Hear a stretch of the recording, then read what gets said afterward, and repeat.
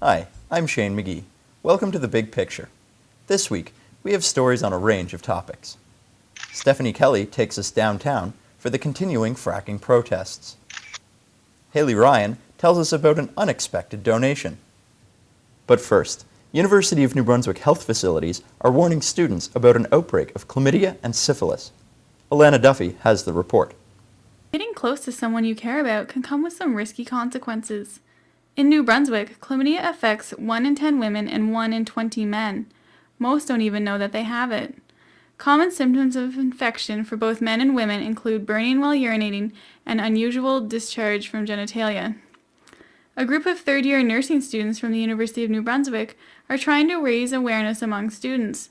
They have partnered with the Student Health Clinic for this campaign. Students coming to university with not much knowledge on sexual health and a lot of pressures from their peers, so we want to target that population.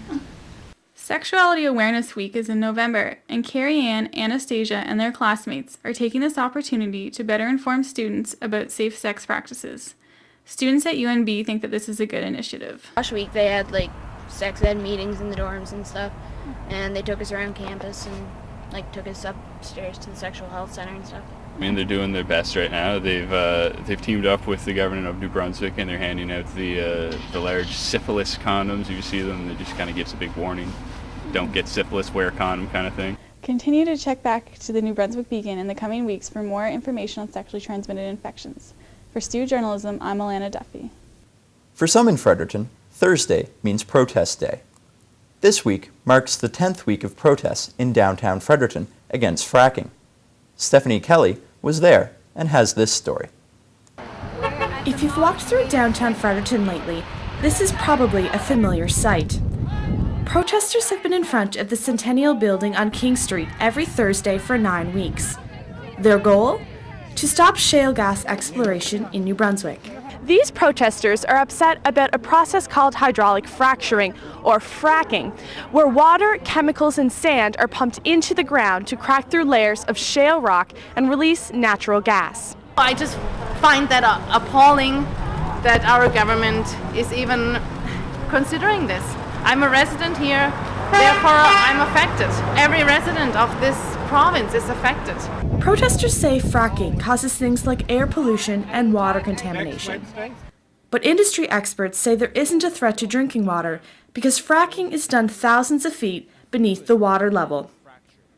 One of the main concerns of protesters is that fracking will dry up the province's supply of clean drinking water. I just put in a new home in Salt Springs, and they're doing some testing in my area, and I'm a little afraid of losing my water, and that's why I decided to come here and lend my voice today. Right now, there is no fracking taking place, but drilling is being done throughout the province. This is to see if there is enough natural gas to continue with the extraction process. The process will take 3 years and cost almost $50 million.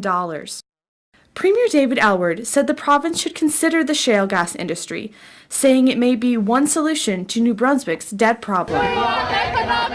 As for the protesters, they plan to stay until New Brunswick is free of fracking. For Stu Journalism, I'm Stephanie Kelly.